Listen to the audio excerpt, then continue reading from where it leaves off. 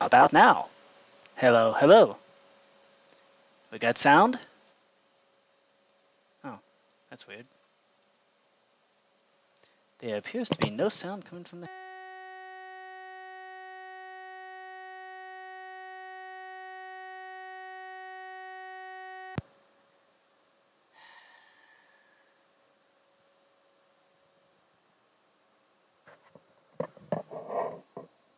Hello?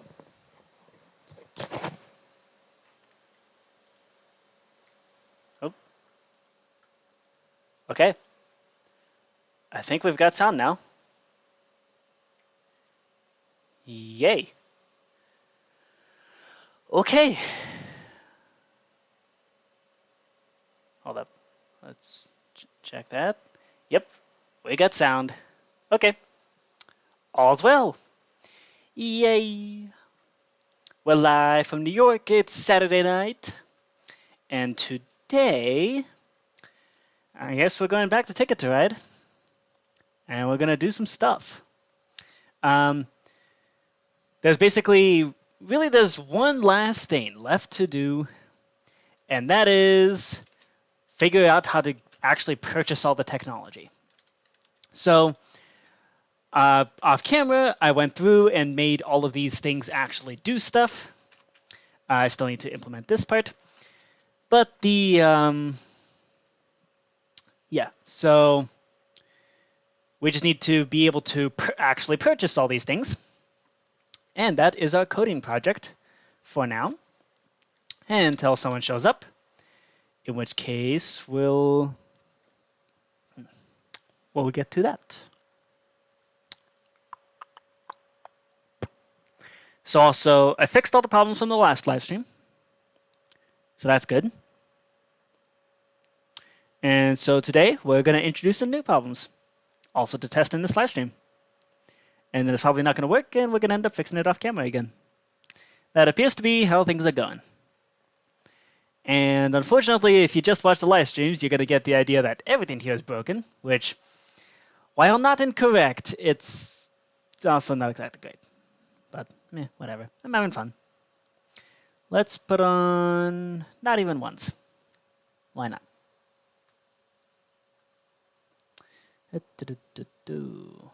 Okay.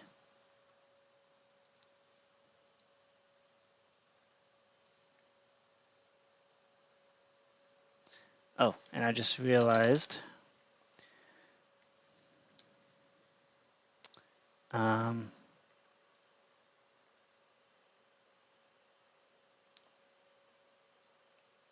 cool. Yay.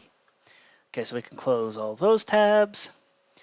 And now we can go about doing this. So first up, we're applying everything to the tech card. So this means we're going to need a bunch of functions and a bunch of item modifiers. There's going to be how we actually detect what kind of tech that we have. There's going to be how we detect all the tech. That was a very weak pun. I will admit that now. Okay. So we already have, I already tested right of way and also, which one? The thermal compressor, I believe. And thermal compressor just straight up gives you 2 turns. So in the original game, there's, what's up, PhantomToast? Just got to dinner. Awesome. Yeah, in the original game, some of the tech lets you, basically lets you place down another track alone. But I figured we might as well, and that tech thing is called a thermal compressor, which is right here. And it's basically a one-time use thing. Now, what I did was I just made it so you just take 2 turns. And you can do whatever you want with those 2 turns. But you take 2 turns, basically. So, and for that purpose, I think we should bump up the price. Just because otherwise yeah, 1 locomotive just to place 2 routes is certainly, that makes sense. But maybe 2 locomotives in order to straight up take 2 turns In fact, I might want to crank up that price even more because that sounds really unfair. Also, right of way, claim a route that was already built by somebody else. That one was interesting. Yeah, visually, the new trains are just going to be placed up right on top of the pre-existing trains. So, yeah, and we're also going to mark off these tech things as we get the ability to purchase them. Okay, so let's see. So currently we have the ability to do right of way, but we need to copy this. So we have booster. These ones we're not going to have to remove at any point. So we can just copy those over and over. We got booster. We have boiler lagging. Ooh, PhantomToast has been playing a Cobblemon instance all afternoon and just been trying to get resources and stuff. Is that like a cobblestone Pokemon? Cobblemon? Sounds fun.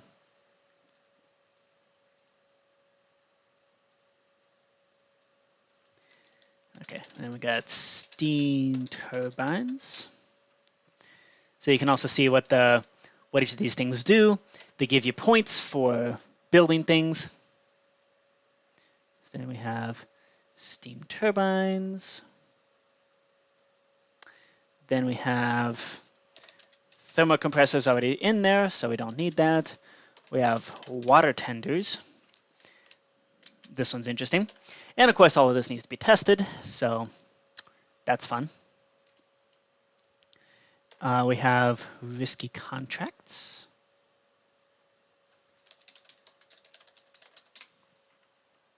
What's up, CJ? What's new? It's a modern that adds Pokemon into Minecraft. Ooh, lots of cool custom models. That's so cool. Okay. And I got water tenders. Oh, we need risky contracts. And then we've got equalizing beam. All of these have also been programmed in as a thing. And these will stack with the longest route bonus that's already given. So, yeah, that's the thing. Then we also have diesel power. I always misspell diesel. Yay! CJ's free from school! That's amazing! Sleeping carelessly. That's amazing. Summers are always really stressful for me. Double heading. I don't know.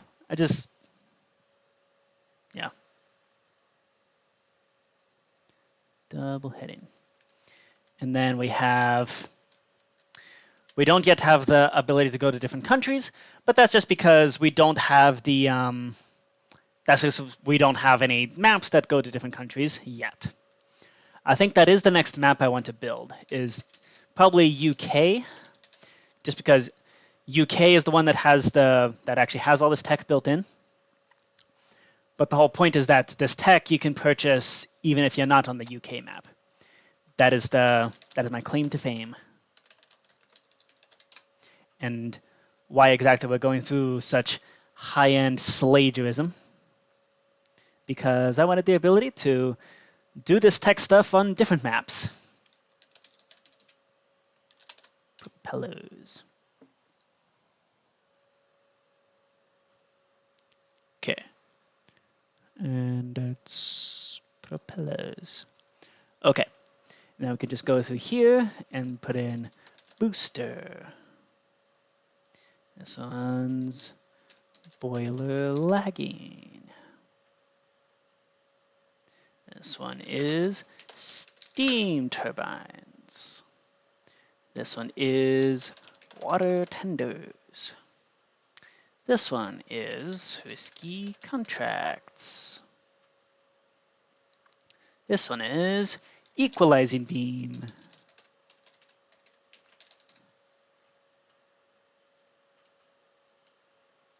This one is diesel power. This one is double heading. This one is Mechanical Stoker.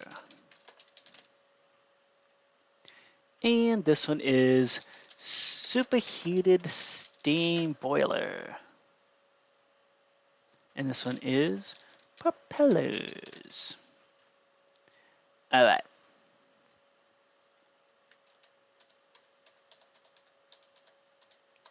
And there we go. How amazing is it that I'm able to open 10 tabs of the same website and it doesn't crash my computer? Oh my god. That's what happens when you pay for a 24/7 server, is you get a 24/7 server and an ad-free website. How amazing is that? Not just ad-free, but it's also no AIs anywhere near here. Aternos really went down the deep end. Like, they wanted you to actually like incorporate some kind of AI thing into your Minecraft server, and I'm like, oh heck no. Yeah, that was one of many final straws when it came to Aternos. Let's see. So then we just need to have this stuff to actually. Then we need. Yeah, big yikes. Okay, so from here, those are all the item modifiers. Now, one thing we do need to incorporate here, we need to be able to detect when the train cards get shuffled. So I'm going to place a block there. So this is, we're going to switch it to an amethyst block when train cards have been shuffled.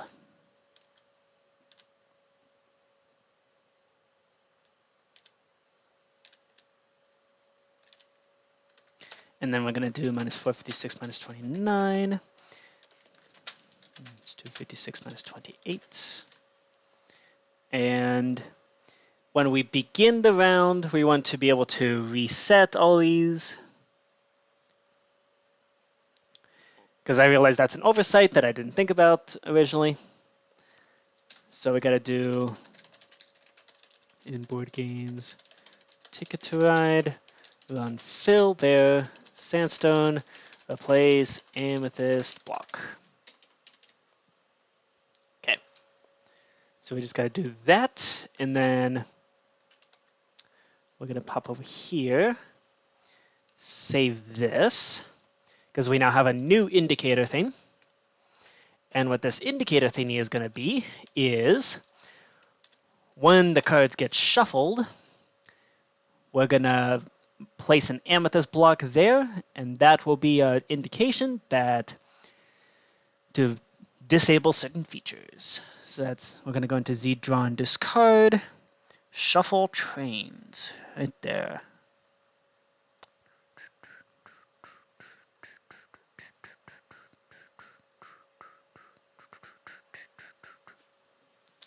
And this should be specifying shuffling trains. So we're then going to go into execute in board games, Ticket to Ride, run, set block. We're going to plop down an amethyst right there at these coordinates. Okay, that'll be our indicator block to be figured out once we actually start putting in the interface to actually be able to purchase this tech. So speaking of interfaces, the recent, let's do that, new Minecraft snapshot just dropped, and one of the big features it adds is the ability to do a custom dialog box with buttons. Like, holy crap, actual buttons. So that is going to be huge. Like, so some of the stuff that I'm currently just using, like, once I figure out how to use it, but like, currently we have a system here with the, well, this I think we can keep as signs. If we allow text input, that will be a thing that we can do. So it should be starting with 45. So if we allow text input in those custom dialog boxes, then this will be something that can definitely be changed. But also, one of the big things in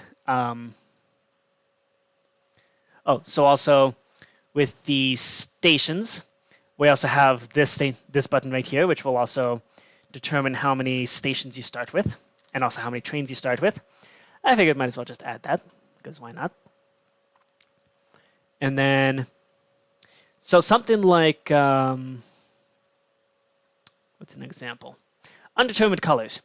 Right now, the way that this is done is you click that sign, then you have to click some text that gives you the options for the color, which is lame. And also is very, very easy to counteract, where if you click that and then you clear the chat, you're going to get soft locked out of the game, which really sucks. Meanwhile, the dialog box is not going to soft lock you, or at least not if you do it right. So, yay, that's going to be amazing. It also means hopefully some of the systems around, like, again, I really, really, really hope that they go in and make like text input or a number input or something like that. Because if they can do that, then we're in some serious business. This sign here can be changed. This same thing with blackjack, that could be changed. We could change the way that wagers are handled in trivia and Texas Hold'em poker. That can be changed because that is a super awkward system that I really dislike. But yeah, that new ability to create your own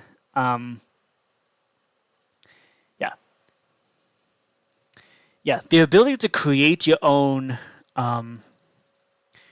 dialog boxes. Super, super cool. And I've just realized that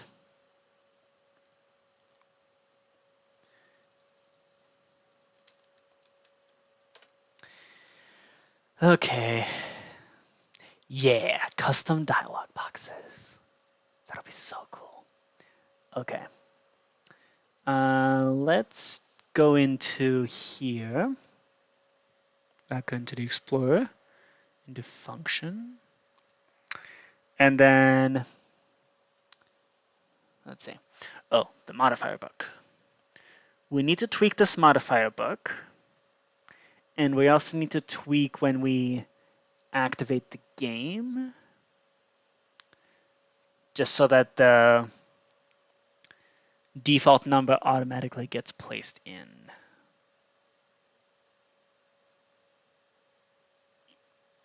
Okay. So I need to do,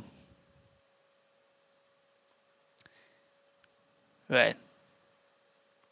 So that should just automatically have default number of trains to be 45. Default number of stations to be 3. Why is it doing that? That's weird.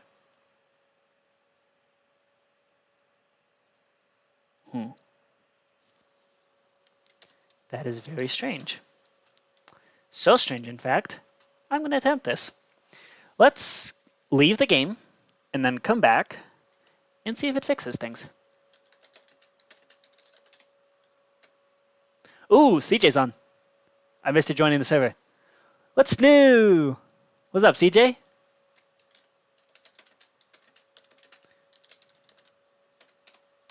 Okay, so we definitely need to remove that. What's up? Yo, CJ, want to play some games?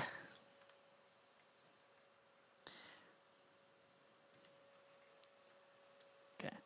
Default is 10. Why? Yep, I can see ya. Why is the default 10? Should be 45.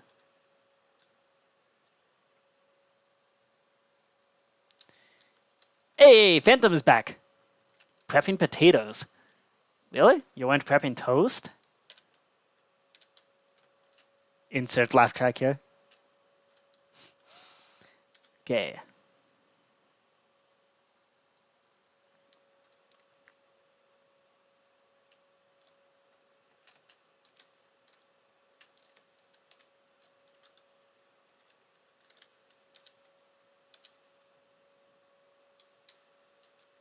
Hello. CJ, welcome.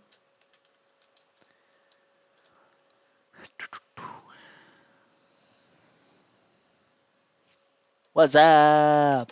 Potatoes. Boil and mash them, stick them in a stew. Ooh, CJ just had some fettuccine Alfredo.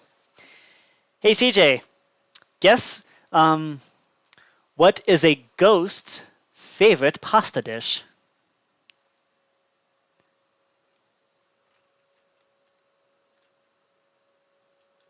Do you know? What is a?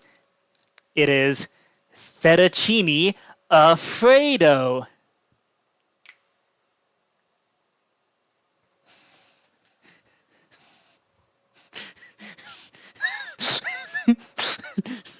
Okay.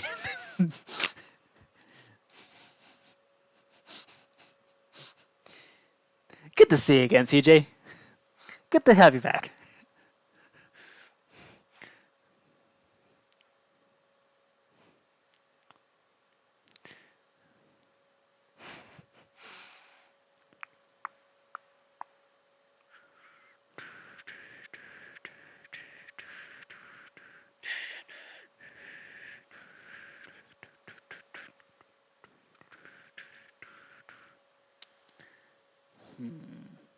Oh, I think I found something.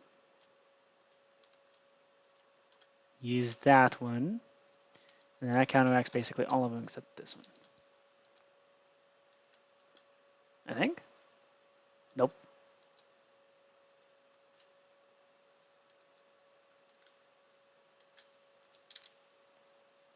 Did I miscalculate something?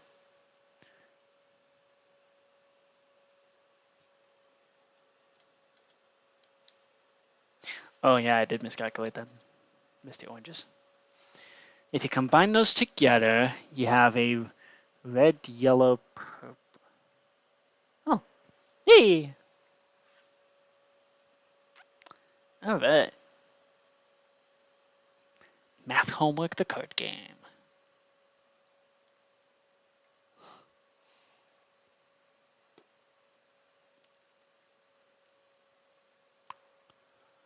Are there any pairs of things? Nope. Bummer. Okay. This is just an awful lot of just sitting there and going, It's also a lot of math. That's how actual math research is really done. That's all math research really is. It's just people sitting in a room going,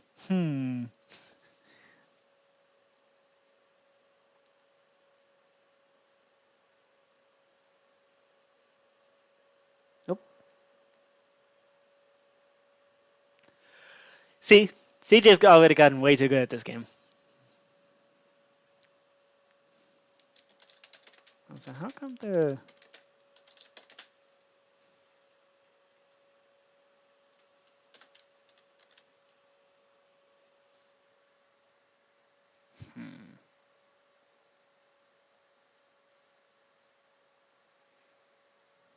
Oop.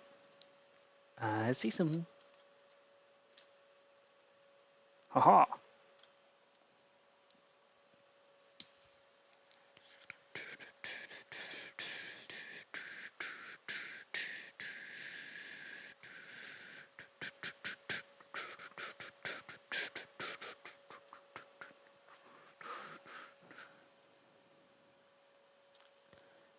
Alright. PhantomToast, whenever you're ready, feel free to hop onto the server. We can play. The three of us can play some games. Maybe some Chinese checkers. Maybe some Ticket to Ride with the modifications.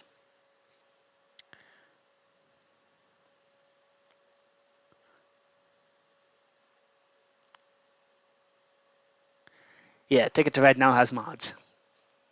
And it's so cool. It also has a very mathematically inadvisable ticket checking system now. But that ticket checking system can also do things like and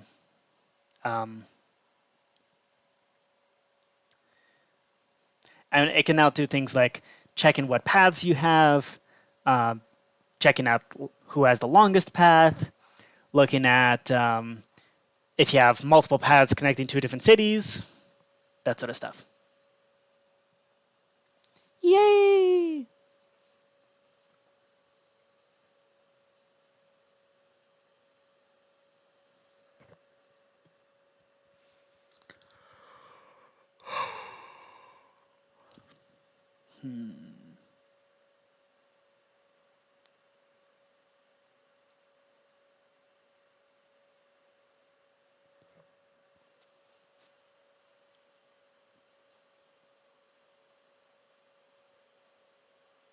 Yay!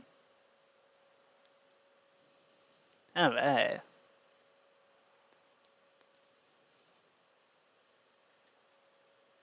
Use the red blue. Huh. So the one problem with this game is it's very difficult to do commentary. Because you basically just got to sit there and look for the patterns. Try to figure out which dots line up with this one. It's a very thinky game.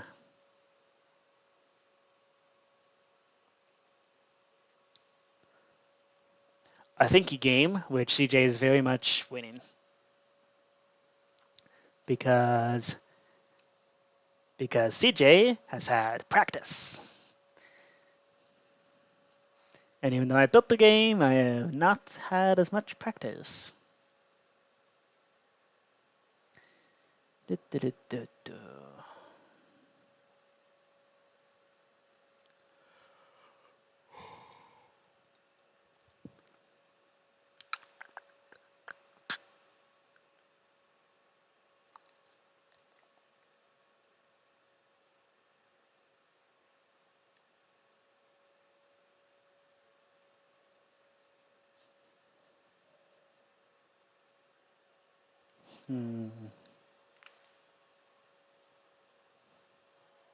And some of these combos are really hard.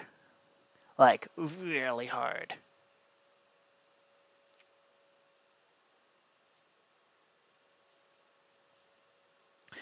You know what would be interesting? What if I made a projective set solver? Like, yeah. This could be something that you activate with a secret card or something like that.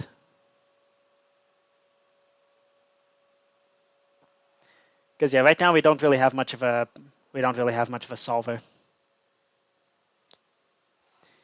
And the way that could be done is relatively straightforward, I think.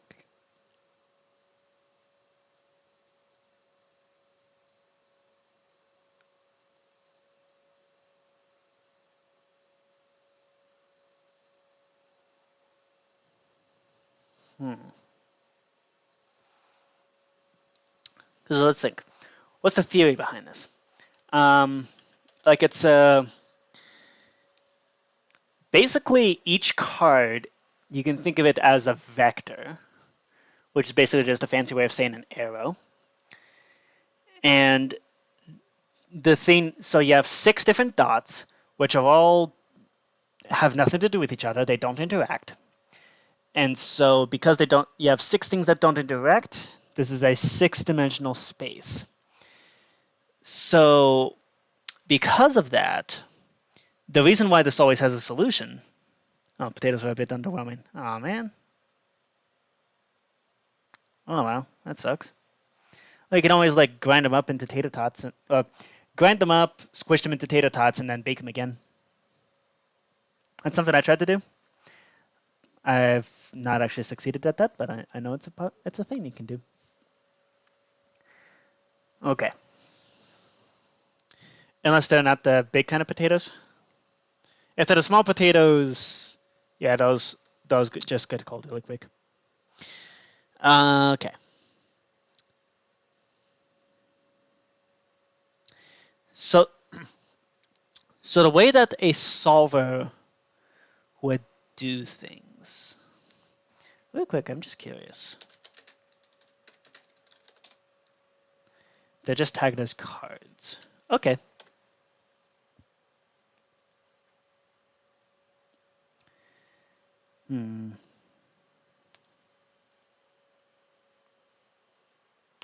Let's see if we can quick program something like that. CJ can really only eat regular brown potatoes. I have a horrible gag reflex. Ooh, to sweet potatoes. Tiny gold ones just don't taste right. Yeah, that's fair. Okay. How do we quit yapping about this solver thing? And let's actually see if we can program it. That's what y'all are here for anyways, right? You're here to listen to my soothing voice as I program and bring about the destruction of sanity. Even more destruction of sanity than usual. Okay. Oops. Come on. Oh, yeah. Thank you. Okay. Projective set. So I think we are going to activate this when we get the secret card. So we're going to create a new document. This is going to be AAA secret card.mc function. Ooh, you do like listening to these streams. That's good. Okay. Now I do have to steal some code from previous parts. All the stuff that actually deals with playing the secret card. Because currently only a couple of games actually have that as a thing you can do. One of them being Egyptian Rat Slap. So I think we're going to steal from here.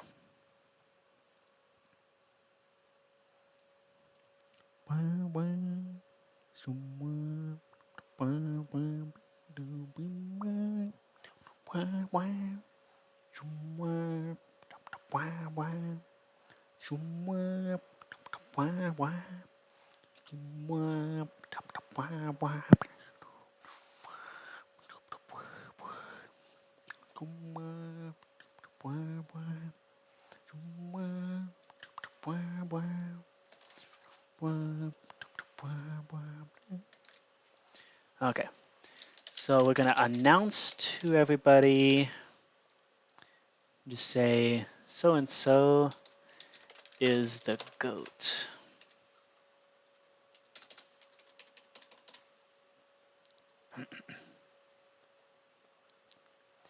Because it's a goat horn. Oh, Vandal's also not super big on sweet potatoes, but the taste of sweet vegetables. Okay, that's fair. Where do I have that? Probably in AAA admin. What are ones you do enjoy? Because they're the ones with the edible skins. Yeah, I like those. Yeah, there's one thing I hate doing is peeling. And having to, like, peeling squash, peeling potatoes, and it's just not a fun activity. Peeling fish is the reason I don't eat fish. It's not just because the taste is weird, but also just because you have to peel it.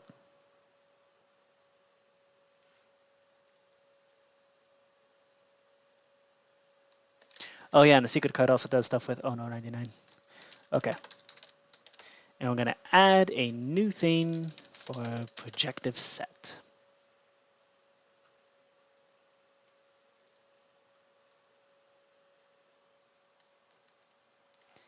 Yeah. Oh, it's just sweet potatoes. Yeah. Okay. So how do we do this?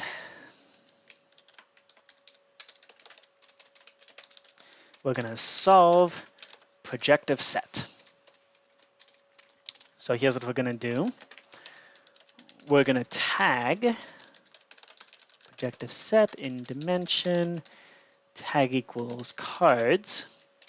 We're going to select one at random to be card 1. And we're going to tag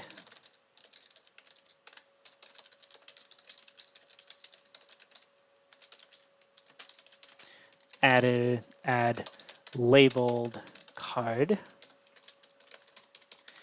And then anything that's not already labeled, not a labeled card, tag that one as card 2. And there should be 7 of these.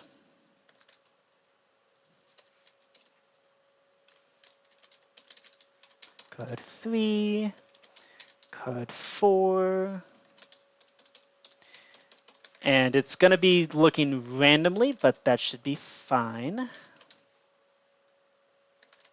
Simply because this is linear algebra, order does not matter. At least not in this stage. The order in which the cards are labeled does not matter. Okay. Now, the question is, where do we put this solver? Or, because I really want to display the solver as it's doing its thing. Maybe up on the ceiling. Okay. So we have 7 cards and 6 things. So let's maybe use gold blocks and diamond blocks. So we're going to do 1, 2, 3, 4, 5, 6 by 7. 3, it's 3, 4, 5, 6, 7. Okay.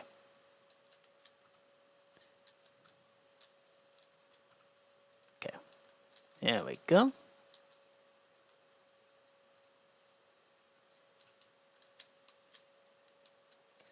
Okay. Hey! That looks like your actual name. I'm not gonna say it on chat because I don't want to dox you. But good to see you. We do sometimes make mac and cheese. Ooh, mac and cheese. Recently made some mac and cheese with my partner. It's really good.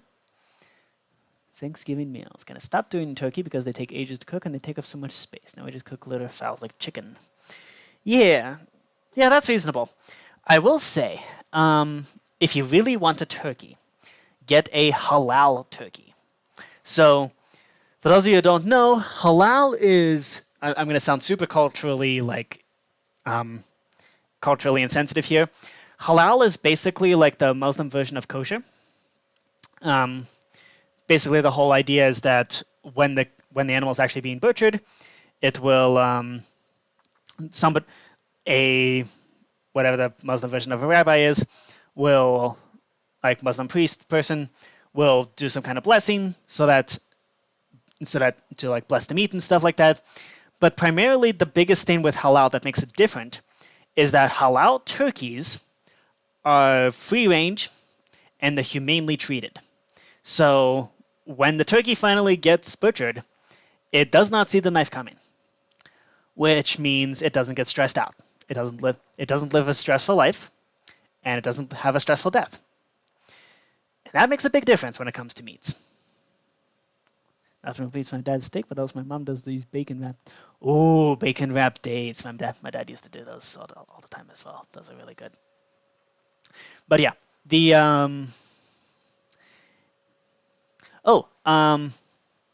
new person. I know you. You can, if you want, you can hop onto the server. We can play some games.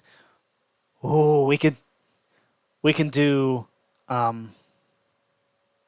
Yes, that's the explanation for halal.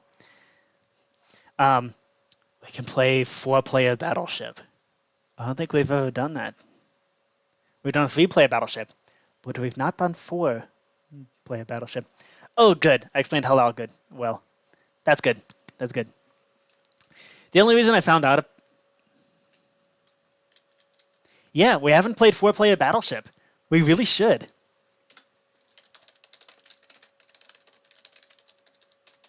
Okay. I'm trying to rig up the projective set solver. So, person in the chat. So into this projective set. Okay. Well, this is why we're making a solver. So, person in the chat is also a good math friend of mine. Here's how a projective set works. Okay. I want you to let me know if this sounds familiar. Okay. Or if this sounds like anything you might know about. So, the cards have dots. Each card has 6 dots, which can either be there or not. Now, the goal is to construct what's called a set. So, what you do is when you find a set, you right-click these cards, you'll put the amethyst there, and this will tell you, like, this is going to be, So those will be the cards that you select. Now, in order for this to be a valid set, the total amount of each dot has to be an even number. So for this one, you have 2 reds. That'll make the reds valid. This one has 3 oranges. This is not a valid set. So the reds have to have an even number. Oranges have to be an even. Yellows even. Greens even. Blues even. Purples even. And and 0 does count as an even number.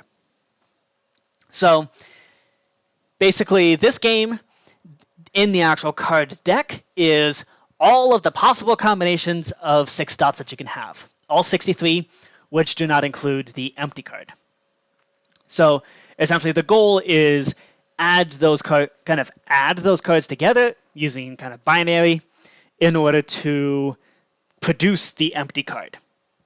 And once you do that, that's a set. So let's see.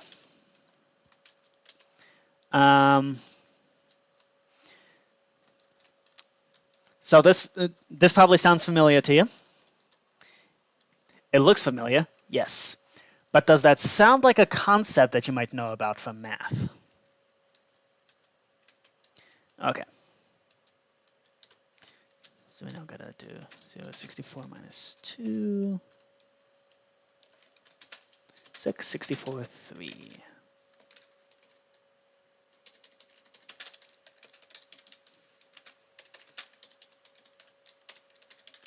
We're gonna place a gold block there.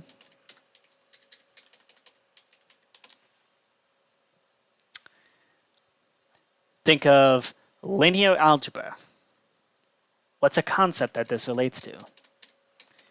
You have 7. Well, okay. How about this? Answer this question. 7 cards and 6 dots. There is always a set. There is always a solution. Why? Answer that, and then you'll see exactly what I'll be trying to do with the solver.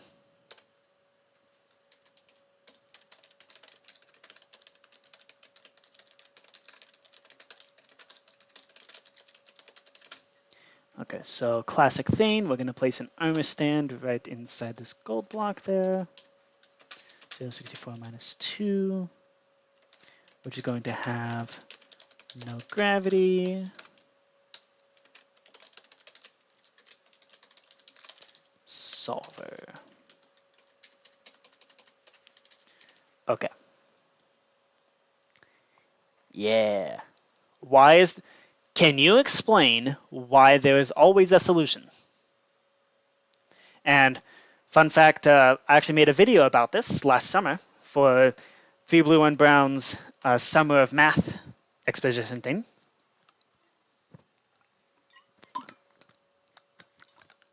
And I did talk about why there is always a solution.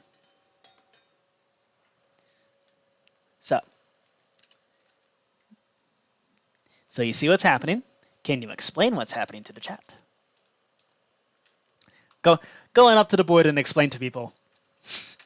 Let's do the student's worst nightmare. something something matrix. There's a word, a phrase, 2 words actually. First word starts with an L. Second word starts with an I.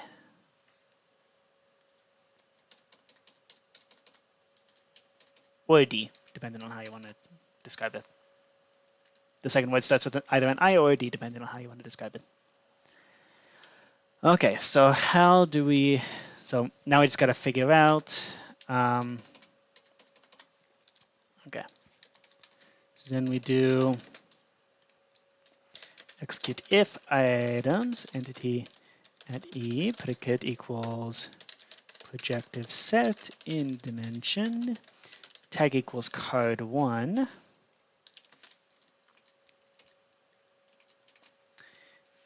If that has a red, so we need container.0. What kind of, okay, real quick, what kind of item is this? Is this a paper or what fungus? It's a paper. Okay.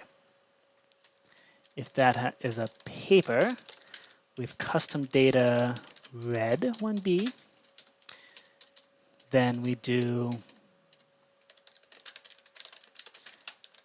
at the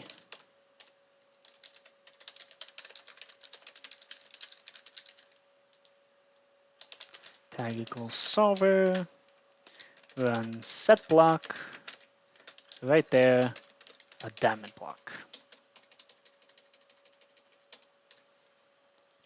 Okay, and that's going to go in the positive X direction.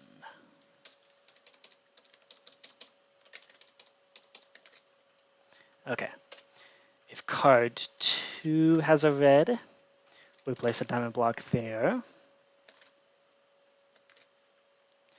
Card 3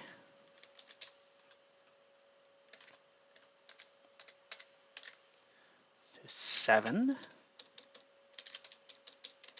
So the operative word here is linear independence or linear dependence, because each of these cards encodes a vector in 6-dimensional space and over the finite field known as Z2, also known as binary, where 1 plus 1 is 0.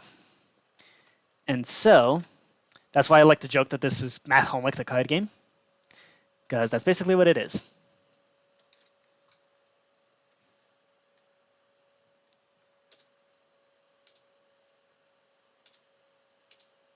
Okay.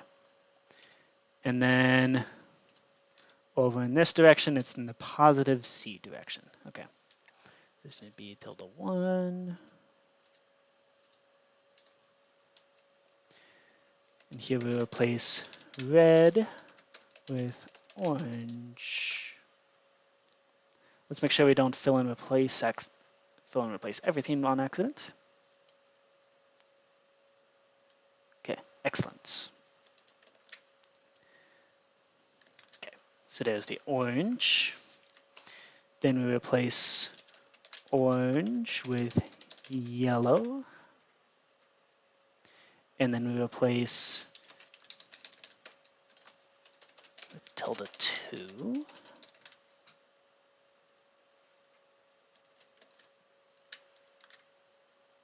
Okay.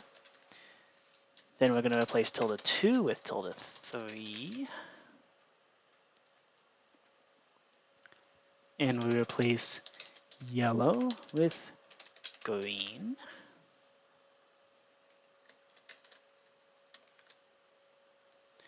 From there, we replace green with blue. And replace tilde3 with tilde4.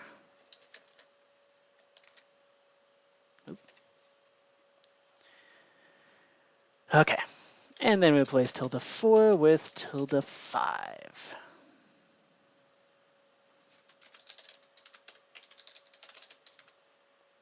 Replace blue with purple. Okay, so this should now place the thing. or this should at least detect where exactly the cards, like where exactly the cards are.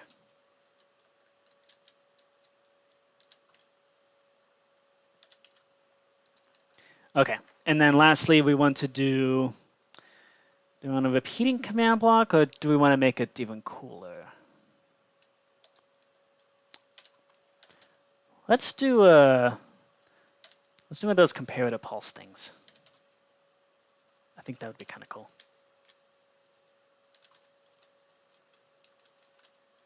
Okay. 12 to 0? Okay.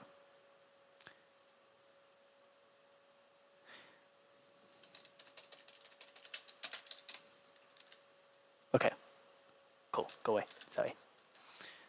Now, in here, we're going to do function zsolver. We're going to need to create a new function set here.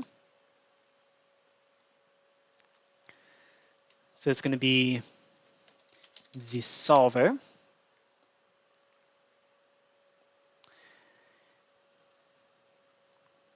We're going to do zsolver row reduce. Okay. Oh, and this should place a redstone block here. Minus 30, 56, minus 8. Okay. Executing in card games. Projective set. Run set block. There. Redstone block.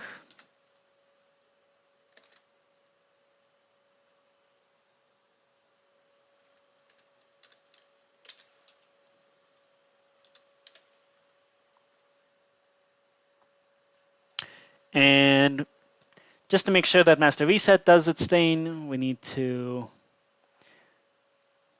make sure we include this as a thing to master reset. We don't want it to be perpetually trying to solve. Okay. Place in a sandstone there. Okay.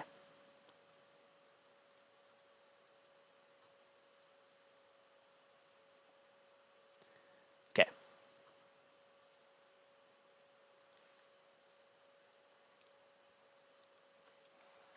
And we should also do predicate equals projective set in dimension, tag equals card1, remove card1, 3, 4, 5, 6, 7. This is just to make sure that master reset does its thing.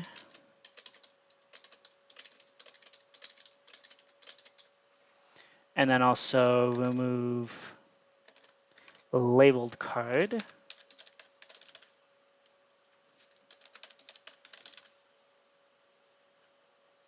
Okay. So we label the card, and then we should also do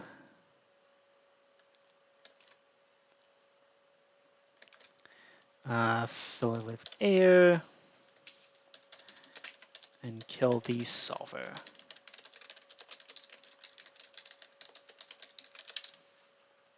Okay. So now we have the master reset, and we have the actual system that should be able to do solving. Okay. Let's test it. Let's test and see if it actually detects the cards correctly. Okay. Let's do projective set secret card. Okay. So one card is going to be orange, yellow, green, purple. Which one is that? Orange, yellow, green, purple. That is this one. Okay, let's turn on the amethyst system. Okay. The next one is red, yellow, blue. Which one is that? This one. Okay. Next one is all of them except red, which is this one. Okay. Next one is Orange, blue. This one. Next one is red, yellow, green, which is this one. Next one is everything except blue, which is this one. And then we have red, green, purple, which is this one. Beautiful. Okay, so this will randomize. Oh, yay, pizza's ordered. Okay, oop, uh-oh, oop. Okay, so now we have an armor stand sitting out here. This is going to be the corner where everything's going to be done. Now, what to do? So how do we actually... Oh, yeah, you kind of want pizza now.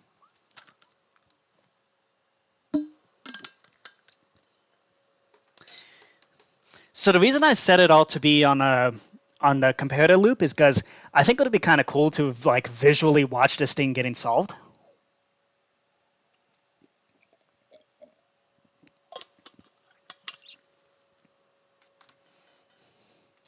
Okay.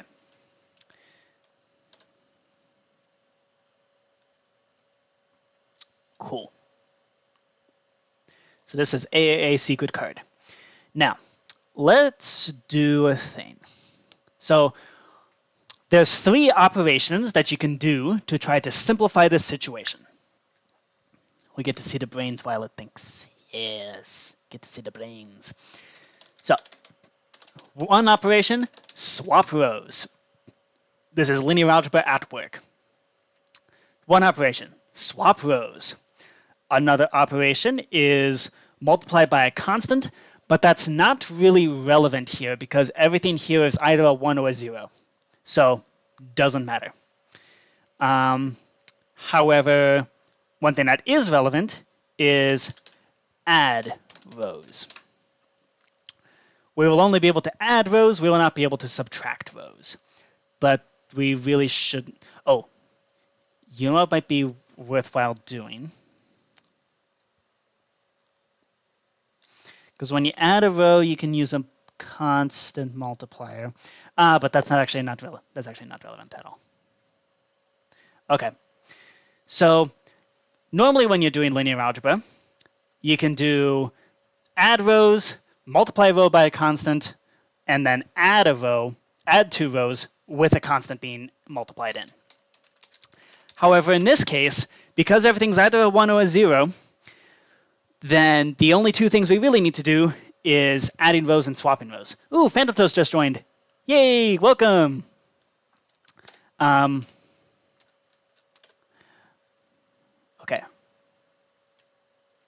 And then we'll have a function here to row reduce. What's up?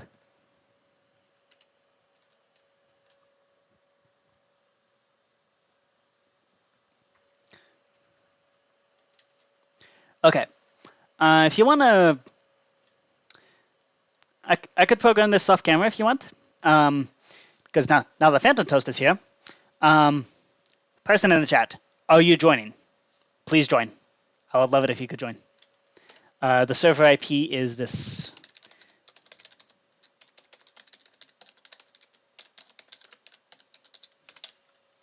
games.javamonk.scalacube.live on Java Edition 1.20, 1.5. Oh, sorry. Aw, man. Okay, that's all right. Do y'all want to play some games, or do you want to try to watch me program a solver for this game?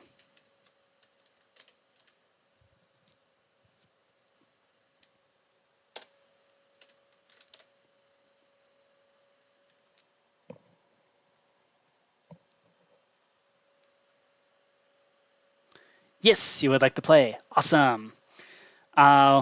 What game would you like to play?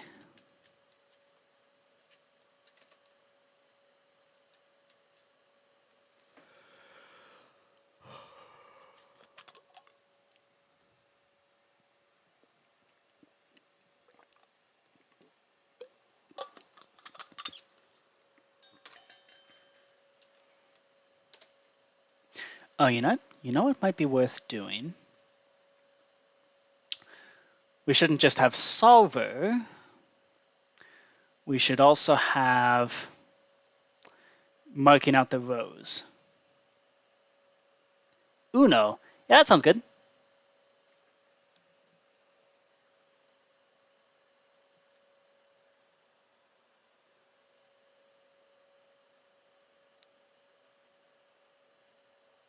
Run away is the name of the song.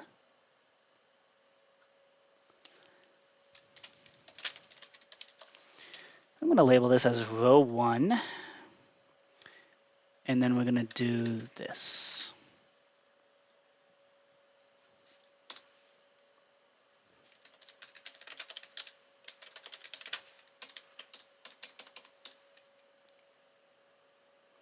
Ooh. Chinese poker. That sounds fun. Okay, let's do that. Just a sec. Let me do let me just real quick program in these rows. Y'all can head over to those games now if you'd like. You can familiarize yourself with the rules.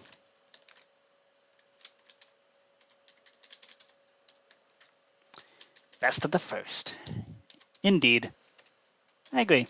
It was in fact the first, it wasn't like technically the first, but we don't talk about the first one. The first one was Egyptian Rat Slap, the garbage version, which only ever showed up on one live stream because it was garbage. But that was technically the first. Yes. Yes, that arena was built by my brother.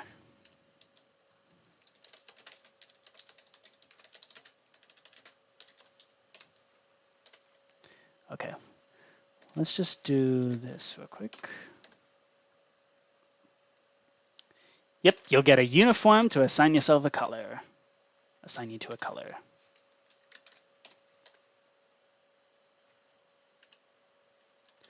Oh crap.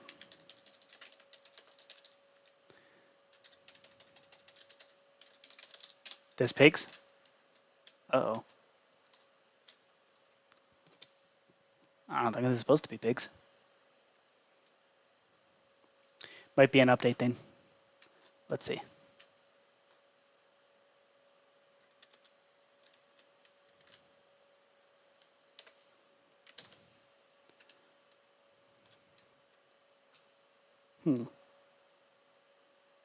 Indeed, there are pigs.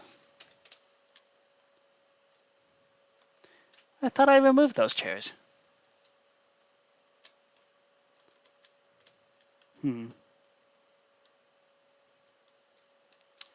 That is unfortunate. Okay.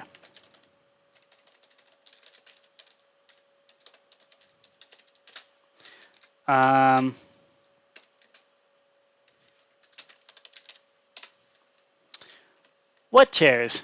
What pigs? Also, why are these here?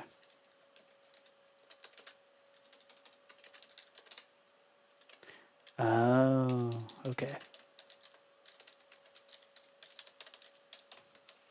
We removed all those chairs a while ago. But for some reason, the code is still there to summon them.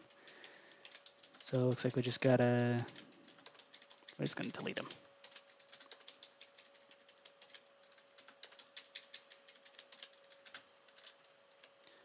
Okay. Cool. Yep. There are chairs in this game.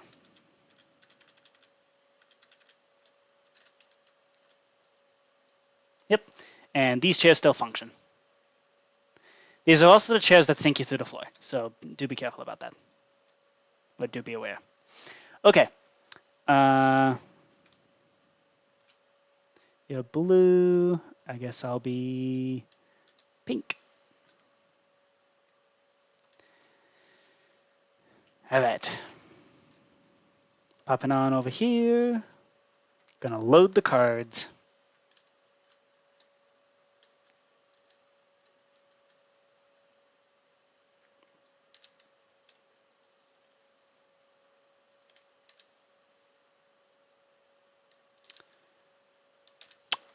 Oops.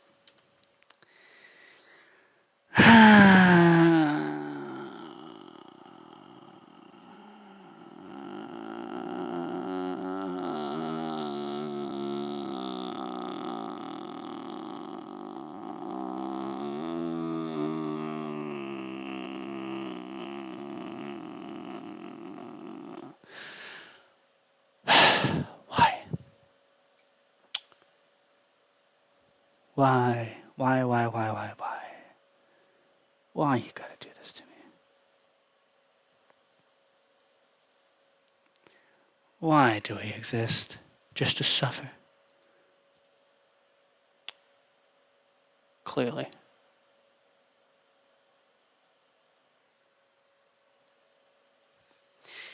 Yep.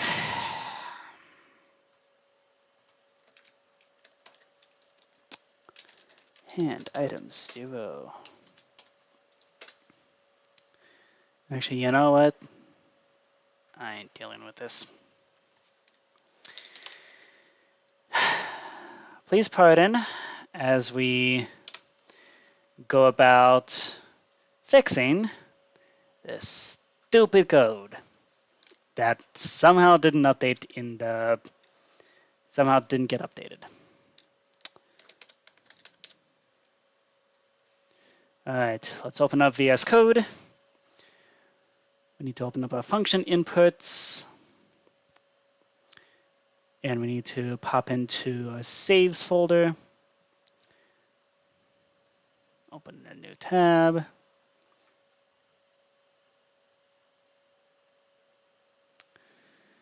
We're going to hop into here.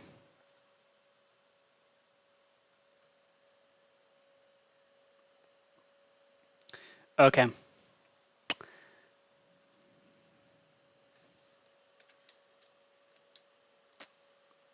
Yep. All right.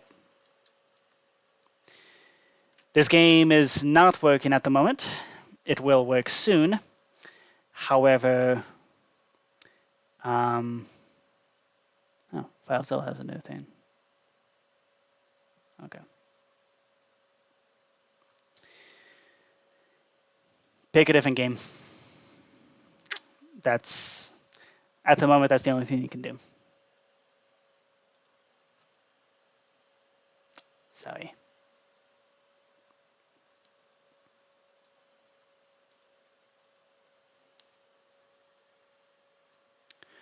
Okay, so we've got to pop into data packs. Did I at least? Okay. Well, at least you don't have clickable. We don't have clickable signs in this one. Ag. Oh. Yes, download the new version of FileZilla. Okay. Yep. We're doing a different game. Ooh, this one has leaves now. Has like actual falling leaves particles now. That's cool.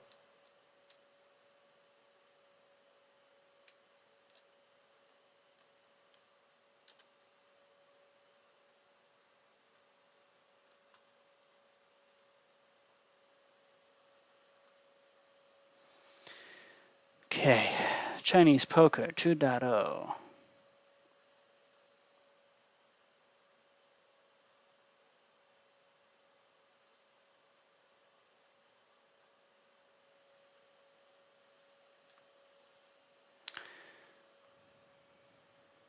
Come on, let me in.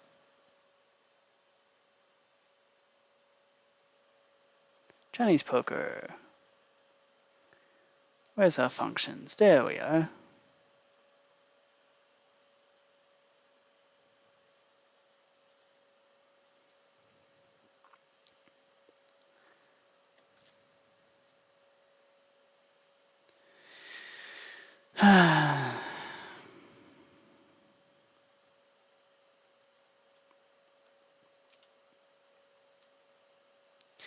Oh, yeah, from a nice name video. Ooh, y'all are in Uno now. Yay. Yeah, let's play Uno. Oh, yeah, that's just because the texture pack that makes the pigs invisible appears to not be working at the moment. So what we got to do is that. for now. I still need to extract the texture packs and retexture the pigs to be invisible. Why are there 356 pigs? Okay.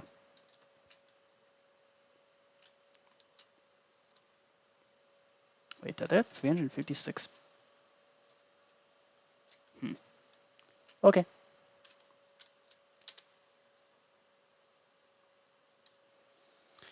Cool. Let's play.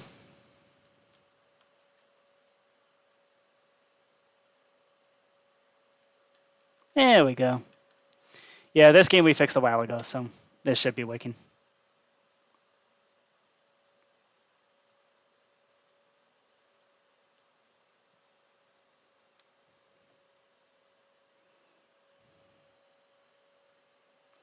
Okay. Yay. Got our functions over there. So now we just gotta go boop. Run the code to update all the functions. Are you not able to right click?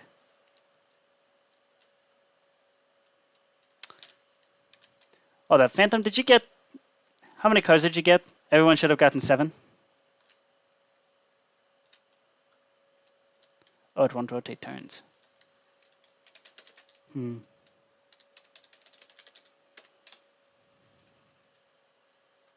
Very strange.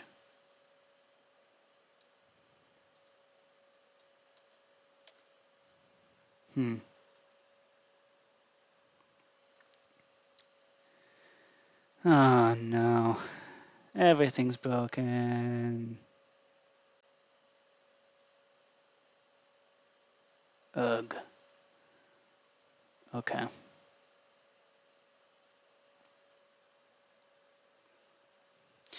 Can we maybe just play something like Battleship? That we know works. Okay.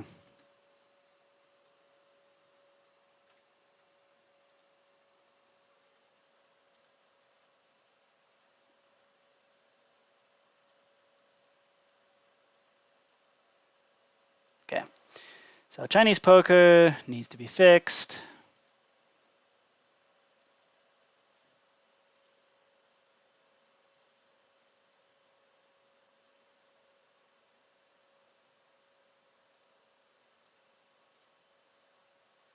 Yeah, there we go.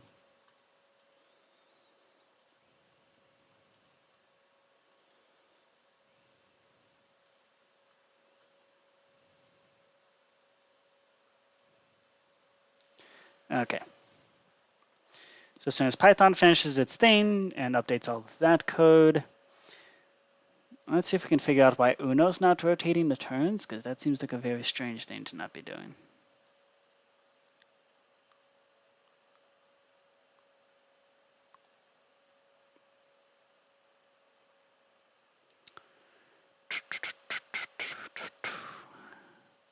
It should be done when we play the card, right? Ideally. Okay. Chinese poker has now been fixed. So now it just needs to re-upload it back to the server. Actually, we need to move this back over to the folder.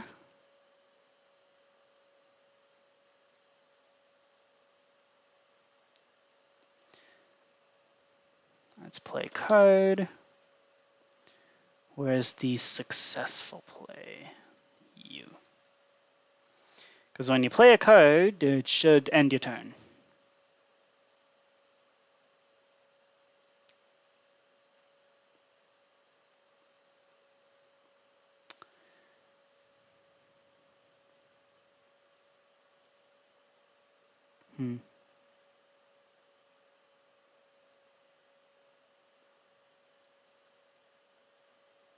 Weird.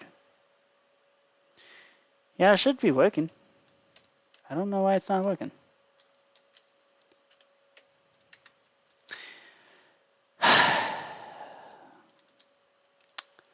Okay, so Uno's broken for some cursed unknown reason. What game are we playing? Well, we know Chinese checkers works, and we know Battleship works. We know that for a fact. We know basically all the board games work. Just kind of hilarious.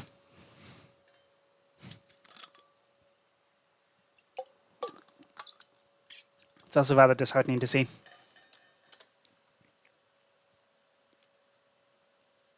Okay.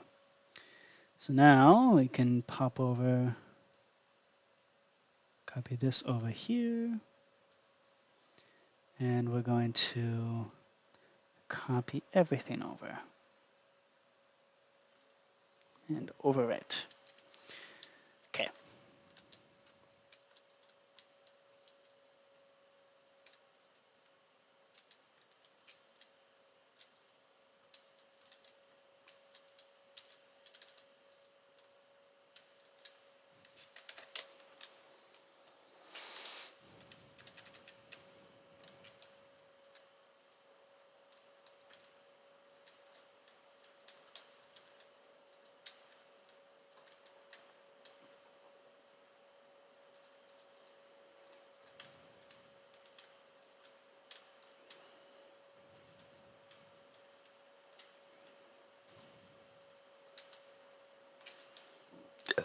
Okay.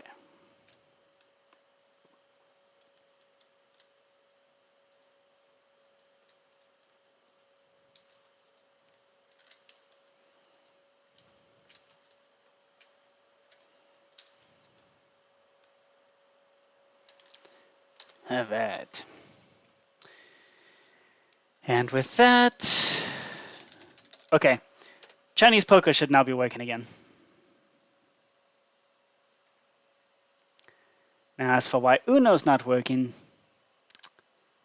I haven't the foggiest clue.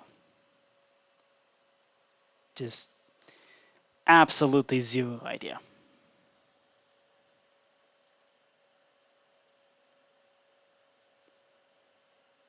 Yeah, not a clue.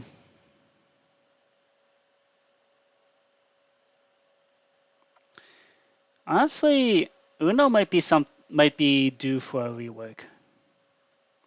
Just because Uno was one of the first games, and it was definitely, like, in terms of how it was developed, like, it was definitely developed non-optimally. We've learned a lot since building Uno. So I think it's really worth, yeah,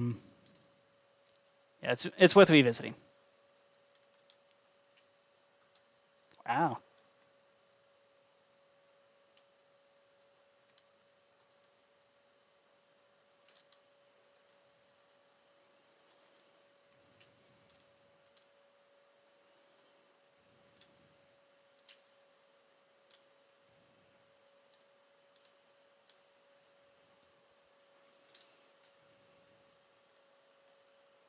Oop. Okay, let's maybe not announce which ship was hit. We do announce when it's sunk, but not which ship was hit. There we go. And let's go over here. Ooh.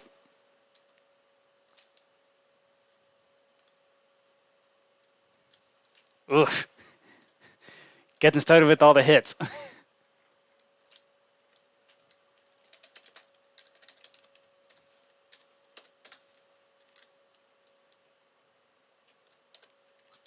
Battleship has been sunk.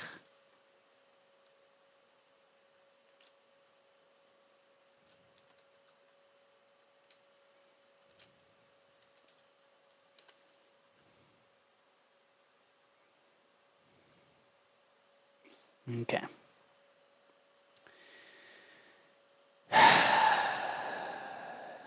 Yeah, I don't know what's up.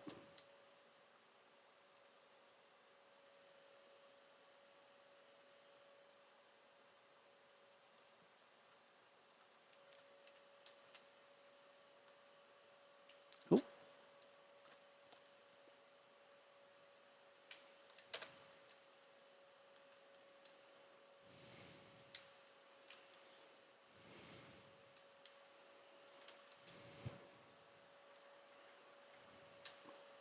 Oof. Got my battleship.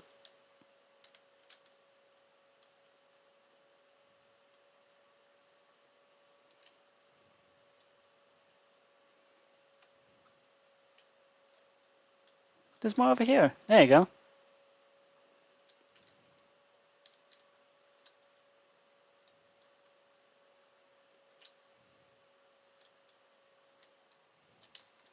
Stop alt-tabbing. I can only get rickrolled so much. Oh.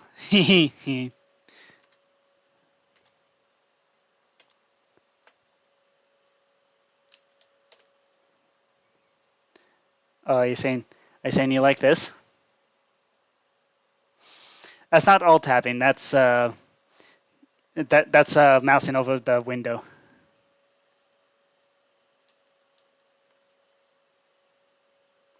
Oof, got your carrier.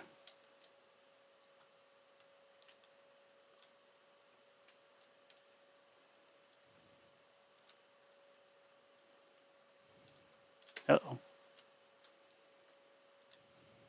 Oop. Oop, sink your patrol ship. And everybody's lagging for some reason.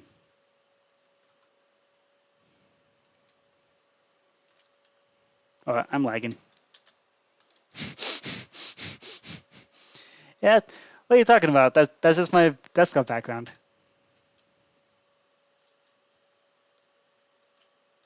Yay, pizza's here! The battle for the pizzas. That's what I'm gonna call this live stream now. The battle for the pizzas. Because we're playing Battleship, and PhantomToast just got pizza. Oh.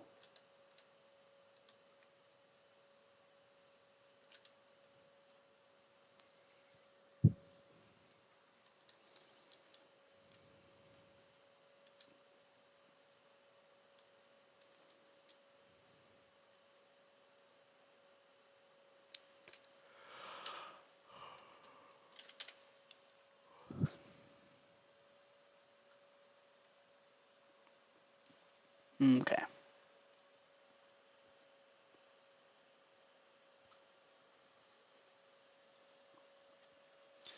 Okay, so this is applying the tech. More stuff about applying tech.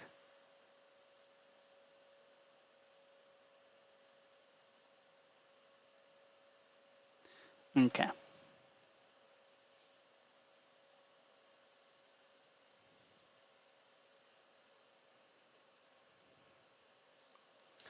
And then this one's the solver program.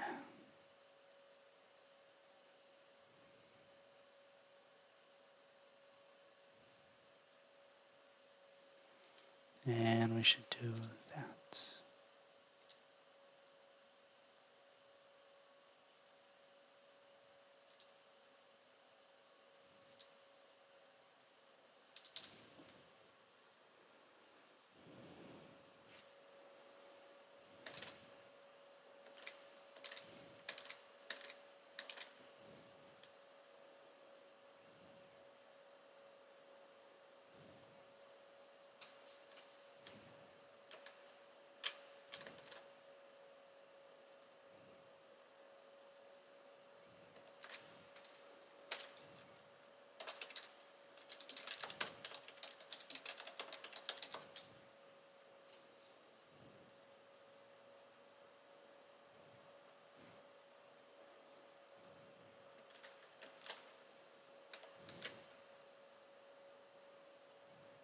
All right. Yay.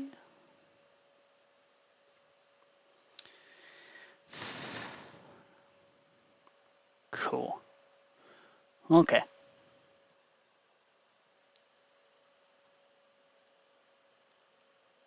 Hey, cheese pizza. Nice. Yay.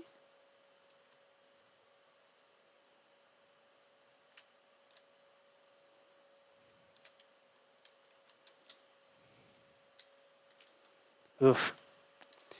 Oh no. Thanks, CJ Sandwich. No.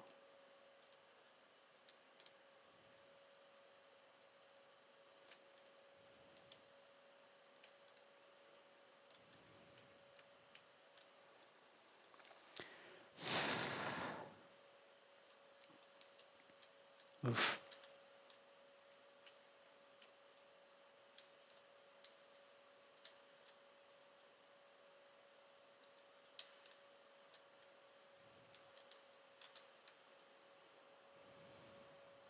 Part of a complete dinner. Yep. Oof. Cold potatoes and a cheese pizza. That's. And you can always reheat the potatoes, right?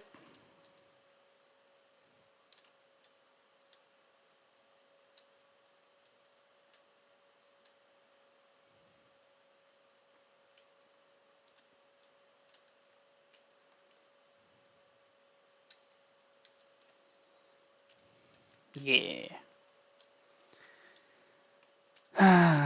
Okay, so which ships are left?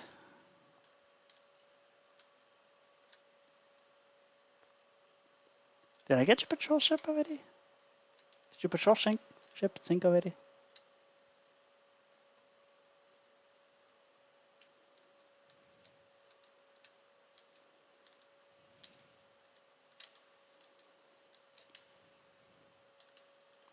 Oh, okay. So which ships are left? And which ships of CJ's are left?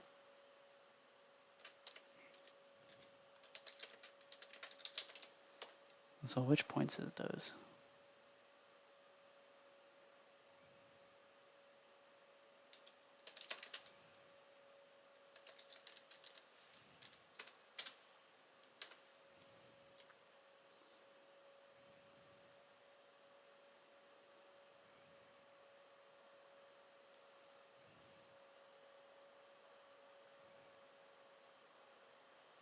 Hmm.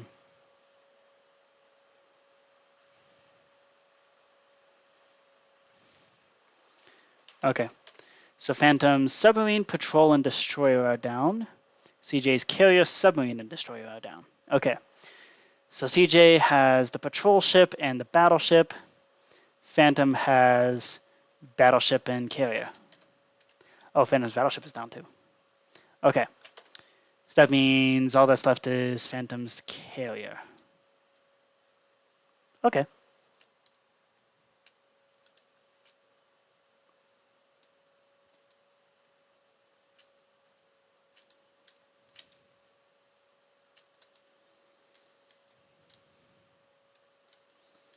We shall make quick work of that. Because if it's just a carrier that's being hidden.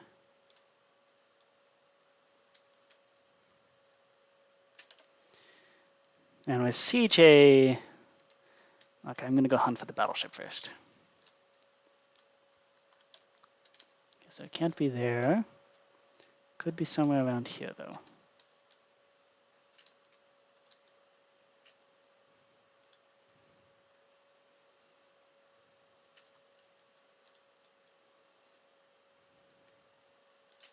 Yep. I can guarantee you I did not hide my ships that well.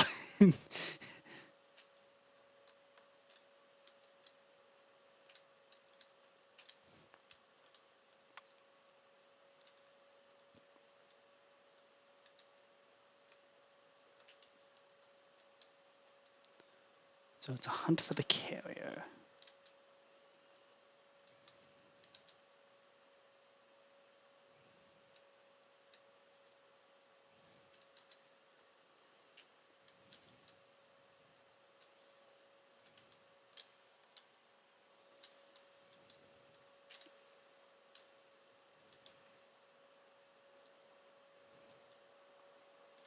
Remember the diamond rule. Always mine around.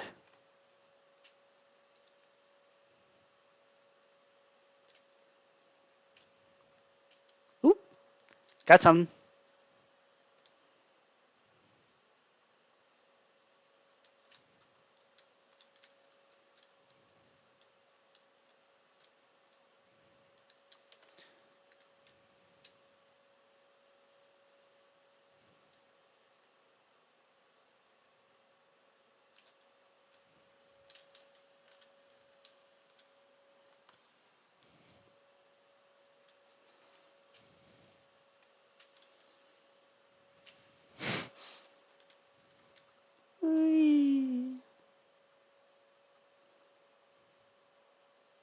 Going around the Phantom. Unfortunately, my mouse does not turn quite as smoothly, though. I run out of mouse pad before I can move too far.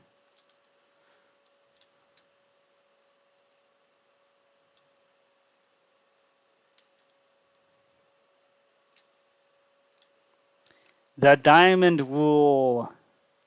What do you do with diamonds? Whenever you find some, you always mine around, right?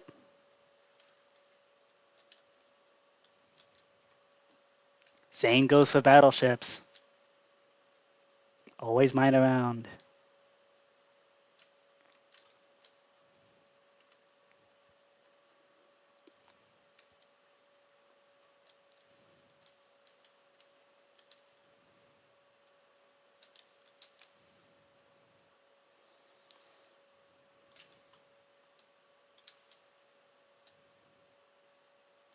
So for instance, where have the ships been previously? And where can you mine around?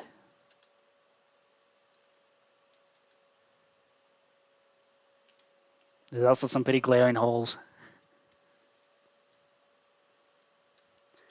Oof, and Phantom is out. Good game, Phantom.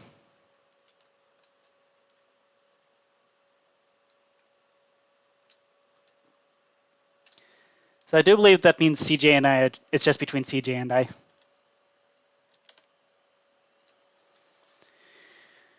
And we're still on the hunt for CJ's battleship.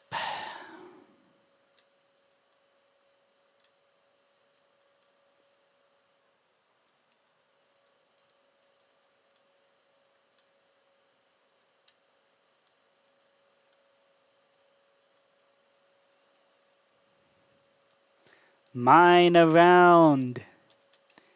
Just saying. Where have the ships been previously? Mine around. It's always a good tip for battleship.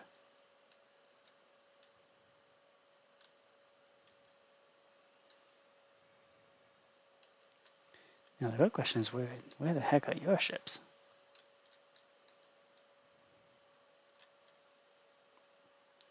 Where's your battleship?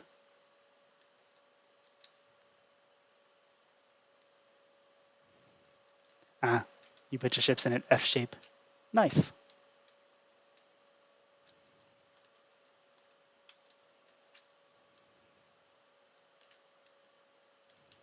Oh, that's really cool. Oh, gotcha. Now my hope is that in doing this, I've accidentally hit your patrol ship.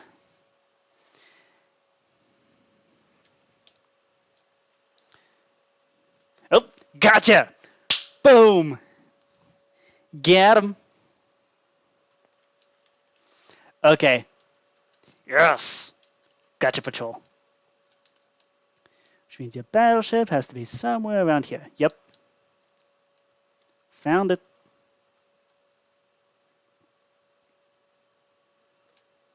There you go.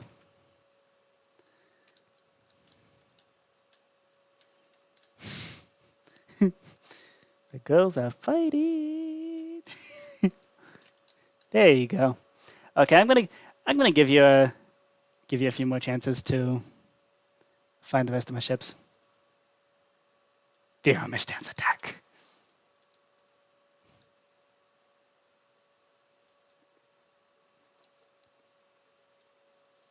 There you go. Like I said, mine around. It's the diamond rule.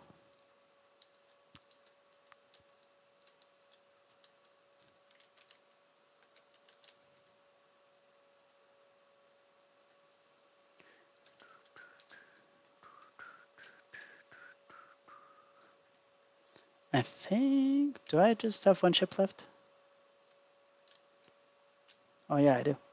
Okay. Remember the diamond rule.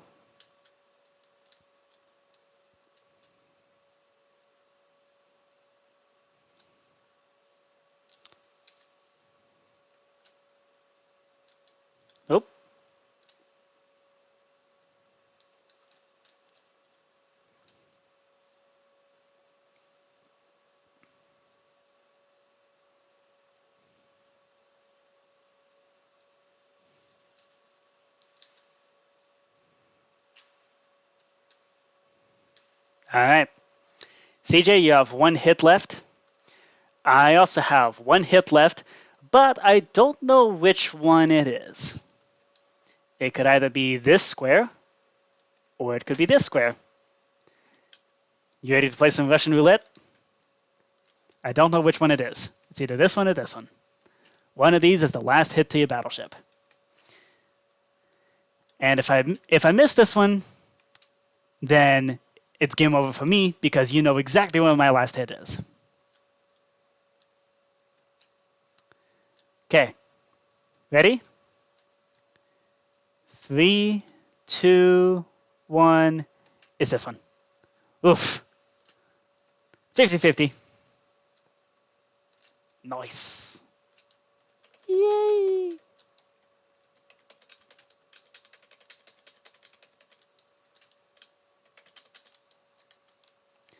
All right. Do we want to attempt to play Chinese poker again? Because game should be working now. Yes, Chinese poker should be fixed now.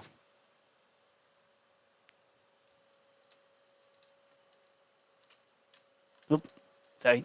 Ah! No!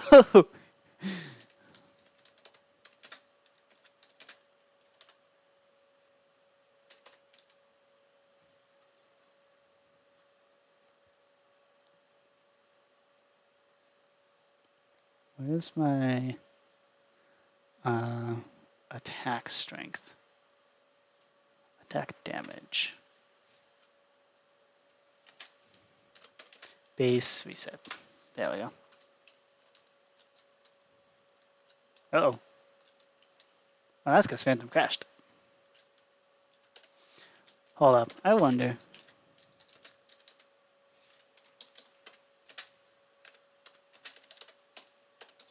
It's 4. What if we set it to 10?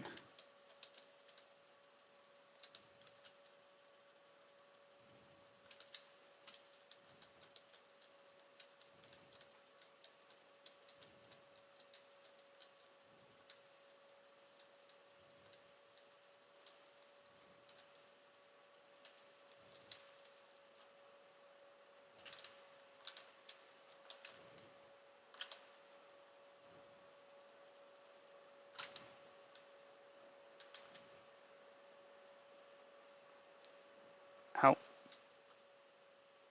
Yay! All right. Let's play some Chinese poker or Chinese checkers. Pick a Chinese game. Oh, Phantom wants to play Chinese checkers.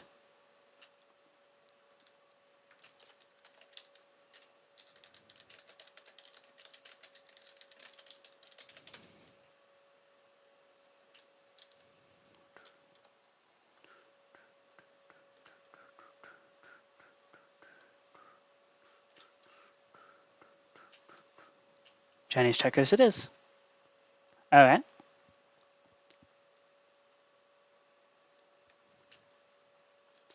All right, let's play. I guess we're doing checkers. Yeah, we can do this. Shall we claim our colors? Phantom gets green, CJ gets purple, and then I guess I choose red. Okay, we got the equal jump rule. Okay. Balls.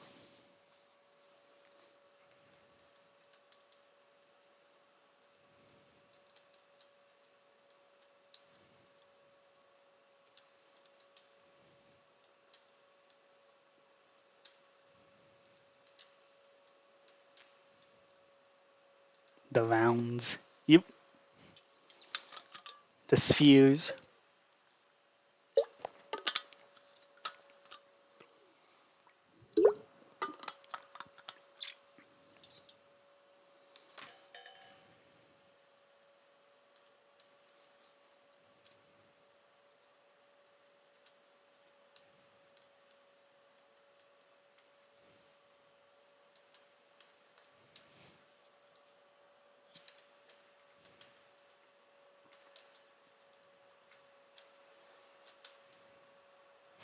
Circles in Minecraft? Yeah.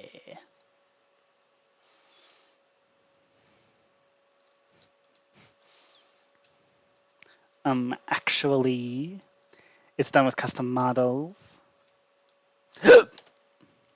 Oh, you want to see something really hilarious with the Minecraft wiki? Yeah, let me show you something. You both have seen the Minecraft movie, right? Or you at least know the memes behind it? Well, new crafting recipe just dropped.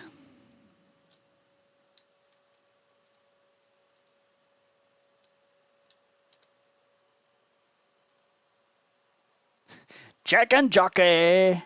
Yes. Now the cool thing is, there's a special like fandom thing for a Minecraft movie. And in here, let's see, we've got, okay.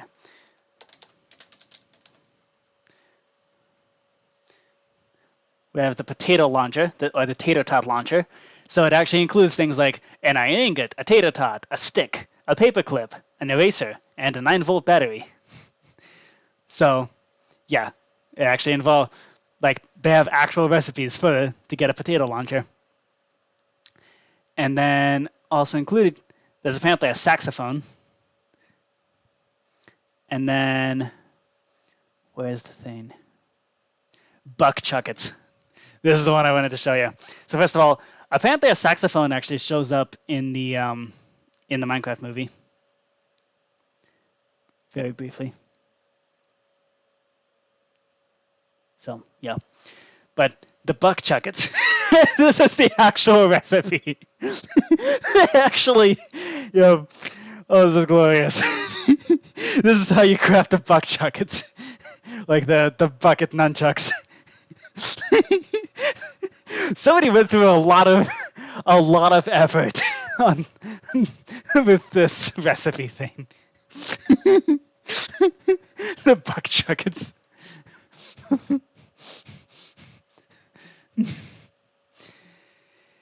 Yeah. Yeah, this is really funny.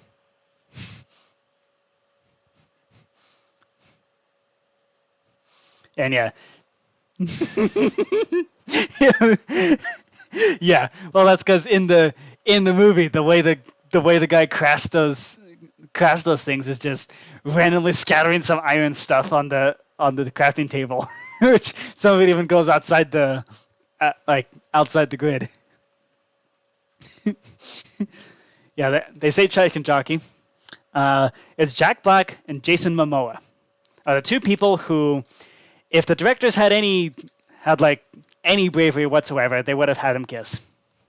Because seriously, the tension between those two was palpable in that movie.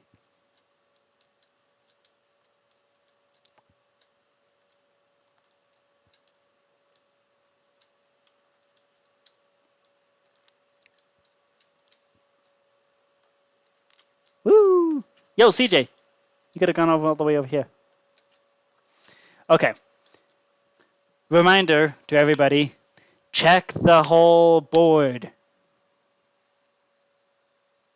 No pomegranates. I don't know that meme.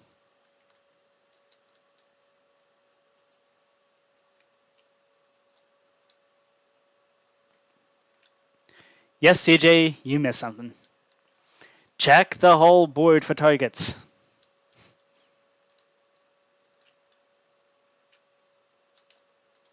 Because Phantom, for example, you can go all the way to home.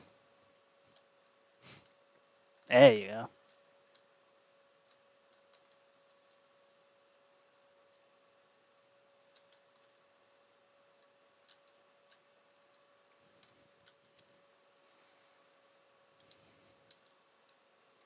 Ooh, fun. Dang it.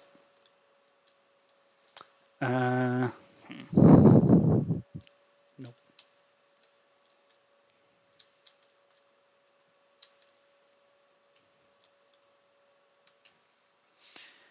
College professor crashes out and yells at the class, "No pomegranates!" over and over. Okay. I don't think I know that one.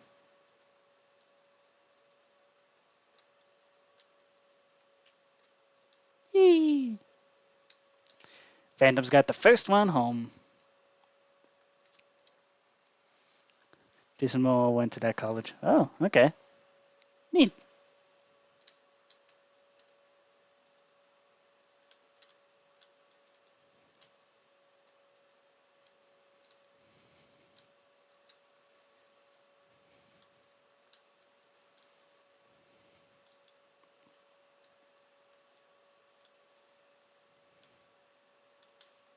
Oof.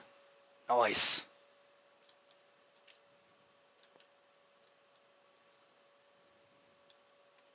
Oh, nice. Phantom's got a whole blockade. That's kind of cool.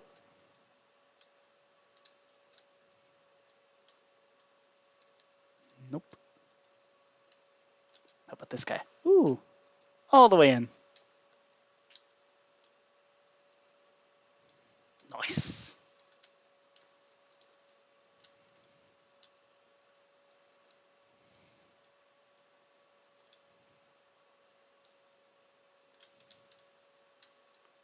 Okay, can this guy go anywhere? Ooh. Oh, wow.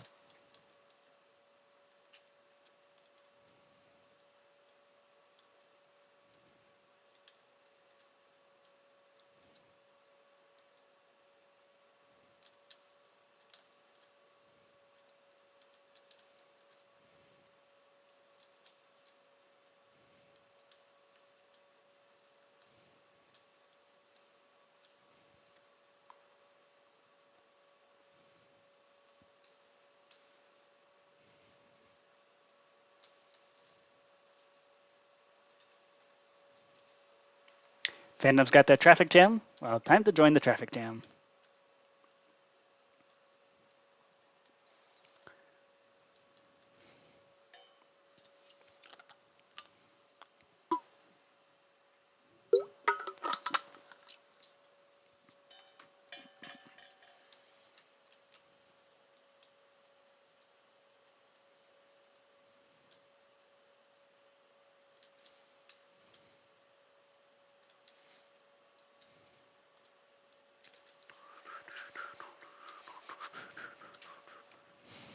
Who know who it is with my strategy? With the traffic jam strategy? Yeah. It is very good at gumming things up.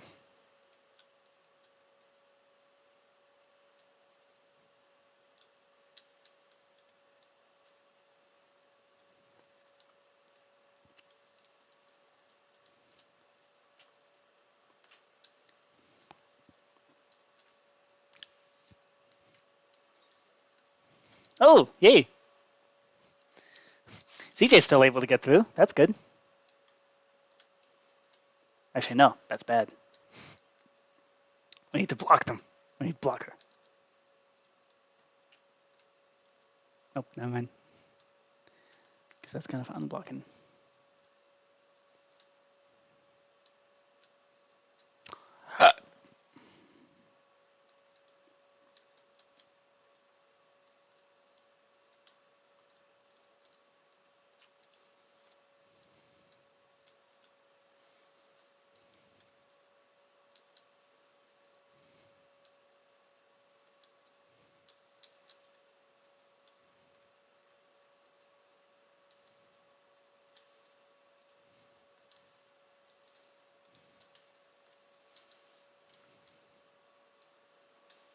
Yeah, sadly that doesn't do anything in this class, in this game.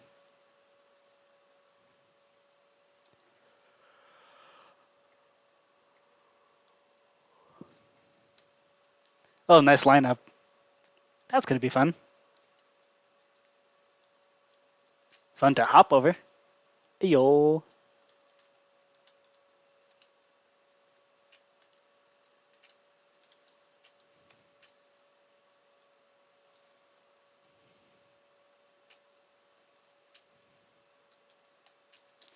I've considered doing something similar like similar to the JavaMonk card, but doing it for board games. I'm not sure like what it would be or what it would do. Well, I thought of some things that it could do, but I don't know what it would like what that actual like superpower card or thing, because it doesn't have to be a card either.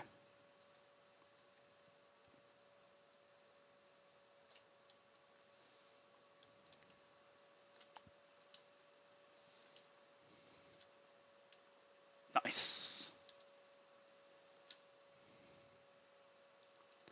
A chess piece? Well, which chess piece though?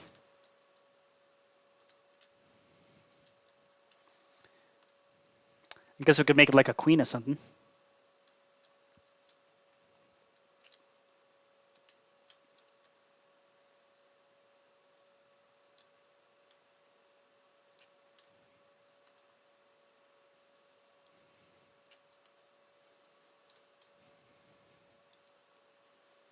Hey, traffic jam's cleared up.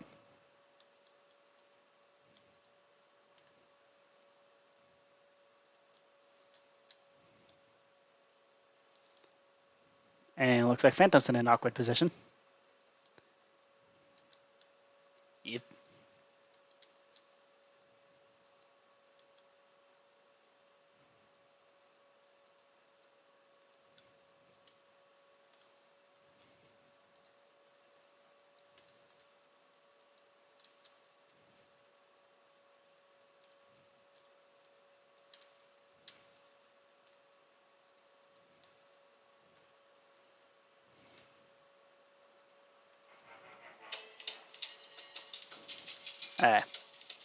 Coming up to the end of the stream. We can chat on Discord. We can chat on Discord afterwards if you'd like.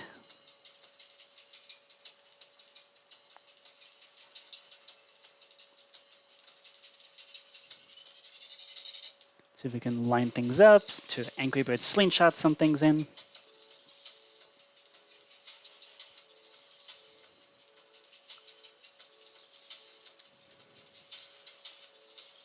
So we are here.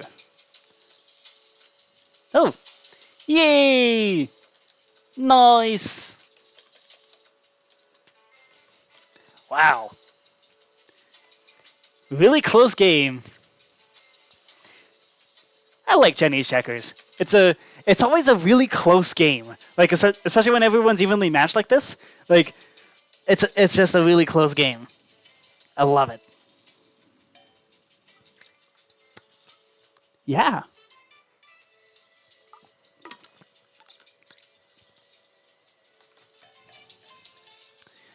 All right.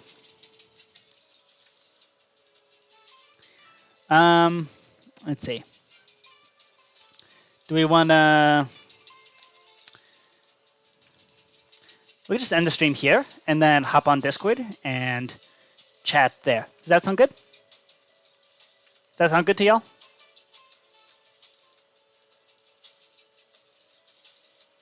All right.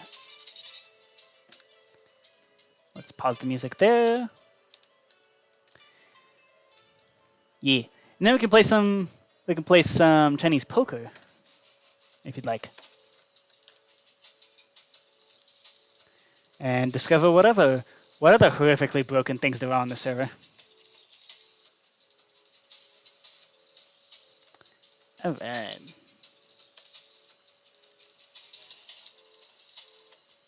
Bye. All right. We'll just end it here. See ya. Bye. Kapow. Later.